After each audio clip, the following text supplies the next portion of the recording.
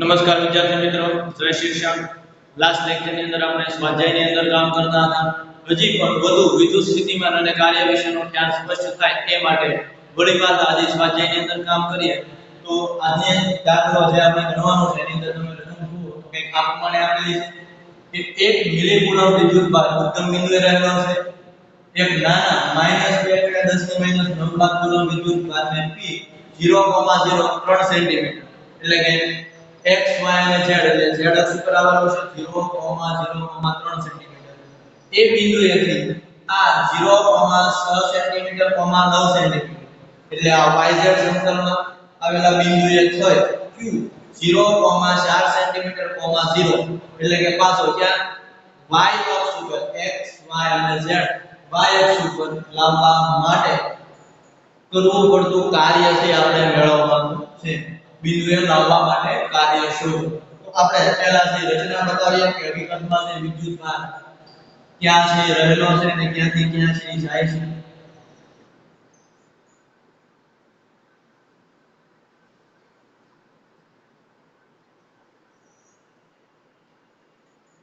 આપણો x અક્ષ છે, આપણો y અક્ષ છે, આ કયો છે z. બરાબર. હાલો અત્યારે એક ઉદ્ગમ બિંદુએ q જેટલો વિદ્યુત ભાર આવેલો છે. q કેટલો છે તો કે 8 મિલીકુલમ એટલે કે 10⁻³ કુલમ એટલો વિદ્યુત ભાર છે રહેલો છે. ઉદ્ગમ બિંદુને આપણે o નામ આપી દઈએ. હવે ત્યાંથી એક જે -2 × 10⁻⁸ કુલમ વિદ્યુત ભાર છે p બિંદુએ છે. પણ p બિંદુ ક્યાં આવેલું છે એ માટે તો અહીંયા તમે જો તો તમારે z અક્ષ એ 9 સેન્ટીમીટર સુધી જરૂર પડશે અને y અક્ષ એ 6 સેન્ટીમીટર સુધી જરૂર પડશે. એટલે લખી નાખો 1 2 3 4 5 અને 6. અહીંયા 1 2 3 4 5 અને અહીંયા તમે કહી દો 9. બરોબર. 1 2 અને 3 અત્યારે આ બિંદુ ઉપર છે વિદ્યુત ભાર જો z અક્ષ પર છે 0,03 સેન્ટીમીટર. અહીંયા જે આપણું બિંદુ આવેલું છે એ શું છે p. અહીંયા જે વિદ્યુત ભાર આવેલો છે એને આપણે q0 કહી દો. કેટલો છે -2 × 10⁻⁹ એટલો વિદ્યુત ભાર p બિંદુએ રહેલો છે. હવે એને લઈ જવાનો છે p થી r બિંદુ. પણ r બિંદુ છે ક્યાં આવેલું છે તો કે y અક્ષ પર 6 સેન્ટીમીટર અને z અક્ષ પર 9 સેન્ટીમીટર. એટલે y અક્ષ ઉપર છે એ z ને સમાંતર આપણે લાઈન દોરી નાખવાની 6 સેન્ટીમીટર. અહીંયા z અક્ષ ઉપરથી છે y અક્ષને સમાંતર છે એ લાઈન દોરી નાખવાની. જ્યાં બંને લાઈન છે એટલે કે અહીંયા આગળ છે આપણું બિંદુ છે 0 x અક્ષ તો છે ને y અક્ષ કેટલો છે 6 સેન્ટીમીટર અને z અક્ષ કેટલો છે 9 સેન્ટીમીટર. આ જે બિંદુ છે એ કેટલું છે r બિંદુ છે. વળી પાછું ત્યાંથી ક્યાં q બિંદુ આવવાનું છે 0,4,0 0,4,0 એટલે q બિંદુ અહીંયા આગળ આવી ગયું. એટલે વળી પાછું આપણે આ p બિંદુથી r આગળ જવાનું છે અને r થી વળી પાછું ક્યાં આવવાનું છે આ બિંદુએ છે આપણે આવવાનું છે. આ બિંદુ છે આપણું q છે q. તો કેટલું કાર્ય કરવું પડે p થી r અને r થી q જવા માટે કેટલું કાર્ય કરવું પડે આપણે ભણી ગયા કે કરેલું કાર્ય એ માર્ગ ઉપર આધારિત નથી, માત્ર એના પ્રારંભિક અને અંતિમ સ્થાન ઉપર જ આધાર રાખે. બરોબર. એટલે કેટલું કાર્ય કરવું પડે તો માત્ર અંતિમ વિદ્યુત સ્થિતિમાન આ વિદ્યુત ભારને કારણે અહીંયા એક વિદ્યુત સ્થિતિમાન હશે એને મને Vq કહી દો.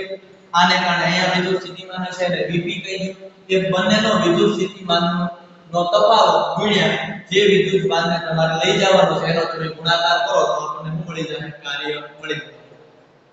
તો આપણે વાત કરીએ અને આપણને ખબર પડે આ જે અંતર છે બરોબર એ કેટલું હોય 4 સેન્ટીમીટર. O Q અંતર અને આ P અંતર છે એ કેટલું છે 3 સેન્ટીમીટર. 3 સેન્ટીમીટર એટલે મીટરમાં કન્વર્ટ કરો તો 3 × 10⁻². ચાલો તો આપણે અહીંયા લખીએ અહીં કરવું પડતું કાર્ય માર્ગ પર આધારિત નથી,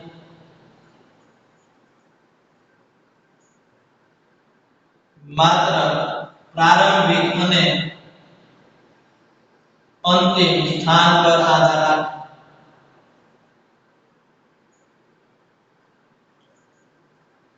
હવે જો એટલે કરવું પડતું કાર્ય આ બે બિંદુ વચ્ચેનો વિદ્યુત સ્થિતિમાનનો તફાવત ગુણ્યા વિદ્યુત ભાર, તેથી કરવું પડતું કાર્ય W શું થાય Q0 delta V, Q0 delta V. Delta V એટલે શું તો કે VQ માઈનસ VP, એટલે એમ લખી શકાય Q0 કૌંસમાં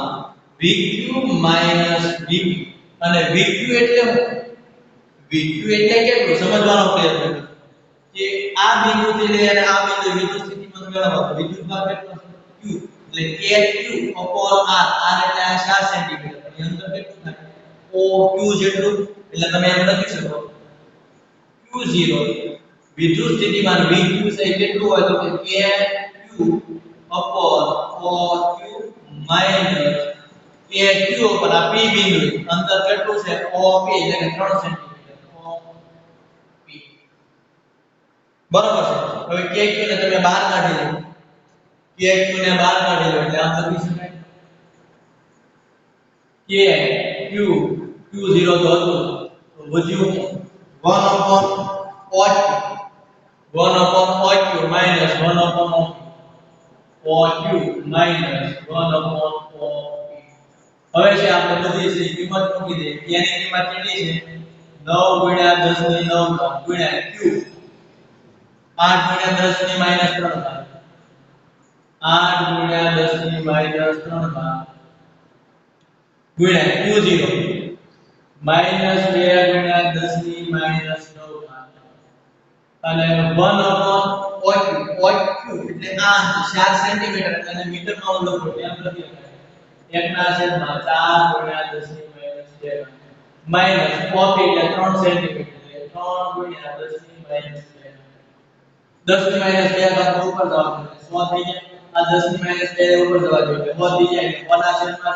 અહીંયા 1/3 લખી શકાય. હવે આને તમે સાદું પાડો 8 9 72 એટલે 72 કરો તો 144, પણ કેવા આ માઈનસ એટલે માઈનસ થશે 10 ની 9 માઈનસ 9 કેન્સલ થઈ જાય ઇઝ ઇક્વલ ટુ માઈનસ 144 ગુણ્યા 10 ની minus 3 અહીંયા સાદું પાડો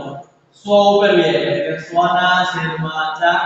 માઈનસ 10 ની 2 ઉપર લે એટલે 100 ના છેદમાં 3.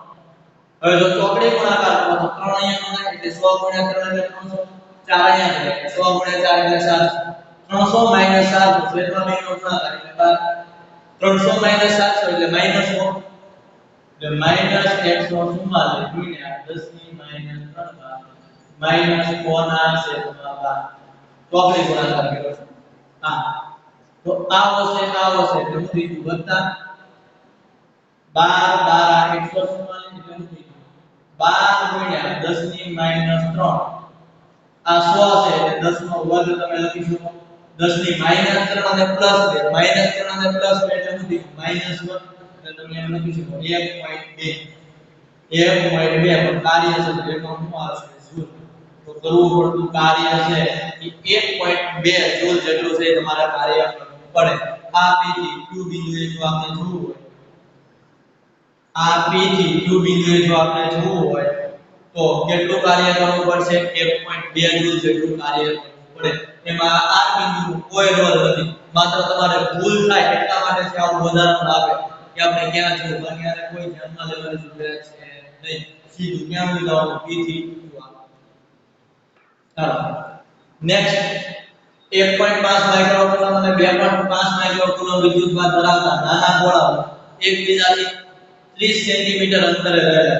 તો નીચેના સ્થાનોએ છે વિદ્યુત સ્થિતિમાન અને ક્ષેત્ર છે મેળવવાના છે. તો પહેલા તો બે નાના ગોળાઓ એકબીજાથી કેટલા માની આ છે A ગોળો છે નાનો છે B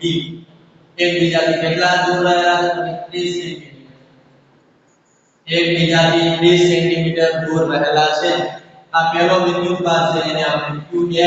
કેટલો છે 1.5 માઇક્રોકુલમ અને અહીંયા જે Qb છે કેટલો છે 2.5 માઇક્રોકુલમ અને માઇક્રો એટલે આપણે જાણીએ 10 ની -6 આવા વિદ્યુતભાર આવ્યા છે. તો પહેલી પરિસ્થિતિમાં તમને એમ કીધું બે વિદ્યુતભારોને જોડતી રેખાના મધ્ય બિંદુ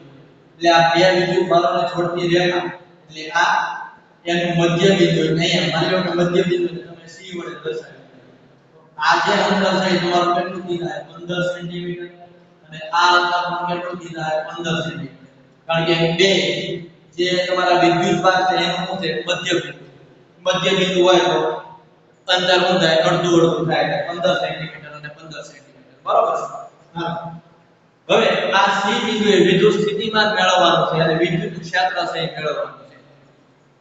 સમજાય પછી આની અંદર બીજો ભાગ છે એ નેક્સ્ટ લેક્ચર ની અંદર આપણે વાત કરીશું એમ કીધું કે આ જે જોડતી રેખા છે ને એના મધ્ય બિંદુમાંથી પસાર થતી રેખાને લંબ 10 સેન્ટીમીટર 10 સેન્ટીમીટર અંતરે આવેલા બિંદુએ છે એ મેળવવાનું છે પણ એ થોડુંક લેન્થી થશે બરાબર આ લેક્ચર ની અંદર કામ કરવું પડશે એટલે નેક્સ્ટ લેક્ચર ની અંદર છોડી અત્યારે આપણે માત્ર આ એ વિશે છે કામ કરવાનું તો સમજો કે પહેલા વિદ્યુત સ્થિતિમાન તો ખબર જ પડે કે એને કારણે અહીંયા મળશે સી બિંદુએ બી ને કારણે મળશે અને વિદ્યુત સ્થિતિમાન અદિશ રાશિ છે એટલે સીધો સીધો શું થાય સરવાળો બરાબર તો સીધે સીધું છે તમે વિદ્યુત સ્થિતિમાન મેળવી પણ વિદ્યુત ક્ષેત્રની જો તમે વાત કરો તો વિદ્યુત ક્ષેત્ર જો આ એને કારણે તમને વિદ્યુત ક્ષેત્ર મળે ઈ વિદ્યુત ક્ષેત્ર છે સી બિંદુએ આ ધન વિભાગ છે એટલે બહારની તરફ એટલે અહીંયા આપણને ઈ એ વિદ્યુત ક્ષેત્ર મળે ખબર પડી આ બી ને કારણે વિદ્યુત ક્ષેત્ર મળે ઈ આ ધન વિદ્યુત ભાર છે 2.5 ઈ પર એટલે અહીંથી જે બહારની બાજુ મળે વિદ્યુત ક્ષેત્ર છે અને અહીંયા ઈ બી છે બહારની બાજુ મળે હવે જો આમાં મોટું તો બે વિદ્યુત ક્ષેત્ર પરસ્પર વિરુદ્ધ દિશાના છે એટલે સીધે સીધી આપણે બાદબાકી કરીશું જો એક જ દિશામાં હોય તો સીધો સરવાળો થાય પરસ્પર વિરુદ્ધ દિશામાં હોય તો સીધે સીધી બાદબાકી થાય તો બાદબાકી કરીશું પણ આમાંથી મોટું કોણ હશે તો કે જો આ વિદ્યુત ભાર મોટો છે અંતર તો બેના સરખા છે અહીંથી આ કે અહીંથી આ અંતર કેવા છે સરખા પણ આ વિદ્યુત ભાર મોટો છે એટલે ઈબી વિદ્યુત ક્ષેત્ર છે એ શું હશે મોટું હશે એટલે મોટામાંથી નાનું બાદ કરવાનું એટલે પરિણામે આપણે વિદ્યુત ક્ષેત્ર મળે કેટલું મળશે ઈબી ઈ જેટલું મળશે શું મળશે ઈબી ઈ જેટલું તો આપણને ખબર પડે તો પહેલા આપણે વિદ્યુત સ્થિતિમાન મેળવીએ સી બિંદુએ વિદ્યુત સ્થિતિમાન VC is equal to કરવાનું VA VB સીધે સીધું આપણે શું કરવાનો છે સરવાળો કરવાનો છે પણ VA એ કેટલું થાય તો આપણને ખબર પડે કે A R તો તમે ઓસી અંતર લો તો પણ વાંધો નહીં બરાબર પણ ઈ બે માટે R તો કેવા રહેવાના છે સમાન જ રહેવાના છે એટલે એવું લખી નાખો કેટલું બધી લખી નાખો અંતર ઓસી પ્લસ VB કેટલા થાય તો કે QB upon અહીંથી અંતર એટલે કેટલા થઈ ગયા B CB અથવા તો BC CB બરાબર તો એટલું છે આપણને વિદ્યુત સ્થિતિમાન મળશે આમાં ક્યાં કોમન નીકળી જાય કોમન પછી QA અને QB OC અને CB ની બધાને મૂકી દેવાની કિંમત આ OC એટલે 15 સેન્ટીમીટર 15 સેન્ટીમીટર એટલે 15 * 10 ની -2 મીટર CB એટલે 15 સેન્ટીમીટર પણ એ પણ કેટલું થાય 15 * 10 ની -2 મીટર ચાલો સીધી એની કિંમત ધ્યાન રાખો કે ની કિંમત 9 * 10 ની 9 QA 1.5 * 10 ની -6 પ્લસ QB 2.5 * 10 ની -6 હવે સમજો કે આ જે OC છે અને CB છે બે કેટલું છે 15 સેન્ટીમીટર એટલે કે 15 * 10 ની -2 અહીંયા 15 * 10 ની -2 હવે જો 15 * 10 ની -2 મીટર છેદ છે એ બેમાં કેવા છે કોમન છેદ કોમન હોય તો અંશનો સીધે સીધો શું થાય સરવાળો અથવા તો શું થાય બાદબાકી અહીંયા નિશાની કઈ છે પ્લસ છે એટલે સરવાળો થશે એટલે છેદને કોમન કાઢી અંશનો શું કરી નાખો સરવાળો પણ અંશનો સરવાળો તો ત્યારે ખાસ ધ્યાન રાખો 10 ની -6 કોમન છે એટલે સીધો સરવાળો થાય 1.5 + 2.5 એટલે 4 થઈ જાય દોઢ લખી 4 4 * 10 ની -15 એટલે લખી આપણે 9 * 10 ની 9 2 1.5 + 2.5 4 * 10 ની -6 છેદમાં 15 * 10 ની -2 હવે જો 10 ની -2 ઉપર જાય એટલે પ્લસ 9 તો છે ઓલરેડી પ્લસ છે 9 ને 2 કેટલી થઈ 11 - 6 એટલે કેટલી આવી 5 પછી બધું 9 છે 3 * 15 પણ 36 / તમે 15 કરો તો તમારો જવાબ આવે 2.5 ગુણ્યા ઘાતની અંદર તમે વાત કરી 11 - 6 એટલે કેટલા આવ્યા 10 ની 5 ના વોટ એટલે VC આપણે કેટલા મળ્યા 2.5 * 10 ની 5 ઘાત વોલ્ટ જેટલું છે વિદ્યુત સ્થિતિમાન મેળવ્યું. હવે C બિંદુ એ છે આપણે શું કરવાનું છે વિદ્યુત ક્ષેત્ર મેળવવાનું છે પણ પરિણામી વિદ્યુત ક્ષેત્ર છે એ આપણે કેટલું મળશે EB - EA જેટલું કા પડે આપણે પહેલા વાત કરી નાખી બરોબર. હવે C બિંદુએ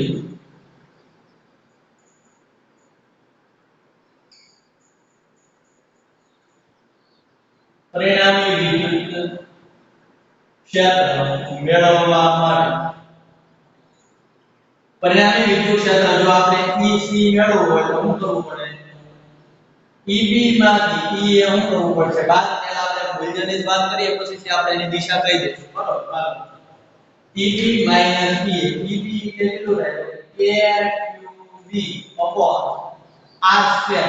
એટલે કેટલું આ EB ની તમે વાત કરો અહીંયા આ R એ કેટલું છે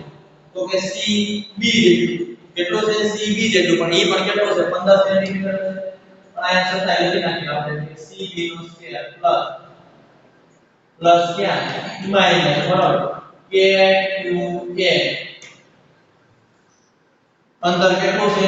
OC આ બિંદુ બરાબર એટલે OC નો વર્ગ કેને છે તમે કોમન કાઢી લો કેને છે કોમન કાઢી લો કેને કોમન કાઢશો 9 * 10 ની 9 ઘાત QB ની કિંમત મૂકો QB ની તમે કિંમત મૂકો તો કેટલું આવે 2.5 * 10 ની -6 ઘાત માઈનસ કે કોમન કાઢી લે QB ની કિંમત 1.5 * 10 ની -6 ઘાત છેદ તો કોમન જ છે પણ CB નો સ્ક્વેર એટલે 15 * 10 ની -2 ઘાત એનો વર્ગ આના છે cos E પણ કેટલું છે 15 * 10 ની -2 ઘાત એનો પણ કરવાનો વર્ગ ચાલો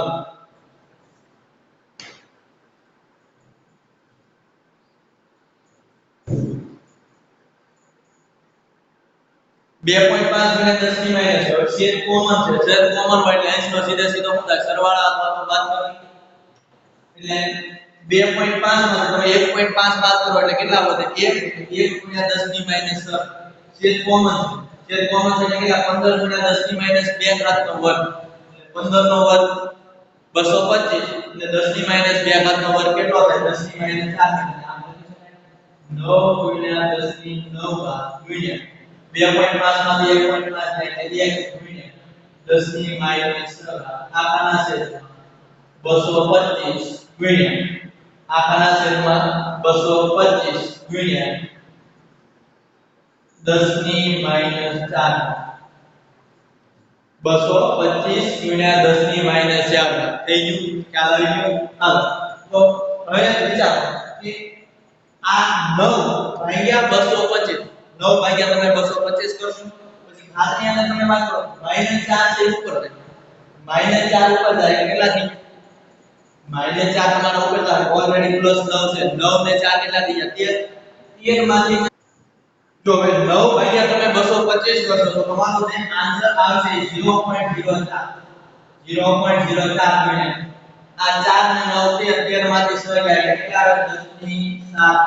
હવે તો 2 પોઈન્ટ છે તમે ક્યાં જાઓ જમણી બાજુ આવે એટલે હાથ ઘટે એટલે એમ પણ નથી 4 * 10 ની 5 વોલ્ટ મીટર ઇન્વર્સ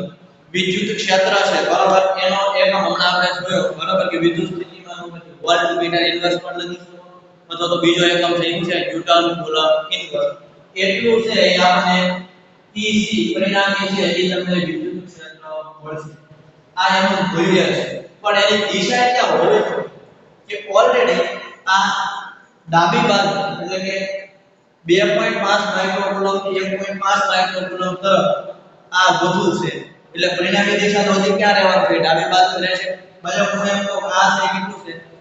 તફાવત આપણને કેટલો મળ્યો 4 મળ્યો હું એમ કહું કે અહીંયા જે તમારું હતું 24 * 10 ની 5 ઘાત અહીંયા કેટલું હતું 20 * 10 ની 5 ઘાત પણ પરિણામી તો હજી ક્યાં આવ્યું 4 જેટલું ક્યાં આવ્યું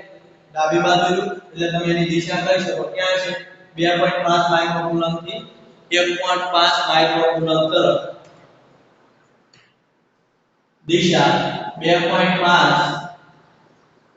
માઇક્રોકુલમ થી 1.5 માઇક્રોકુલમ તરફ, અથવા તો તમે એમ કહી શકો કે b થી a ની દિશામાં છે આ વિદ્યુત ક્ષેત્ર છે એ પરિણામી હશે. તો એટલી વસ્તુ છે તમને ખબર પડે. સમજવાનો પ્રયત્ન કરજો, કઈ ભેગું ન થાય. જ્યારે વિદ્યુત ક્ષેત્ર આવે એ સદિશ રાશિ છે એટલે આપણે એને સરવાળો બાદબાકી સીધે સીધા કરો તો એક જ દિશામાં હોય તો પરસ્પર વિરુદ્ધ દિશામાં હોય તો તમે સીધે સીધા સરવાળા બાદબાકી કરી શકો. નહીતર આપણે કઈક પરિણામી સદિશ ખૂણાવાળું જે કામ કરવું પડે. એ નેક્સ્ટ આના પછીનો જે ક્વેશ્ચન છે ને એની અંદર તમને ખબર પડશે કે વિદ્યુત ક્ષેત્ર છે એ એક જ દિશામાં નથી અને પરસ્પર વિરુદ્ધ દિશામાં નથી. એટલે આપણે કઈક સૂત્ર વર્ગમૂળમાં માનો કે બે સદિશ a અને b હોય, પરિણામી સદિશ c મેળવતા હોય સમતલમાં ગતિની અંદર, એ પ્રમાણે કામ કરશું. વર્ગમૂળમાં a² + b² + 2ab cos θ એવું કંઈક નામ કરીને આપણે મેળવીશું. પણ આજના લેક્ચરની અંદર તમને કેટલું છે સંપૂર્ણ ખબર પડી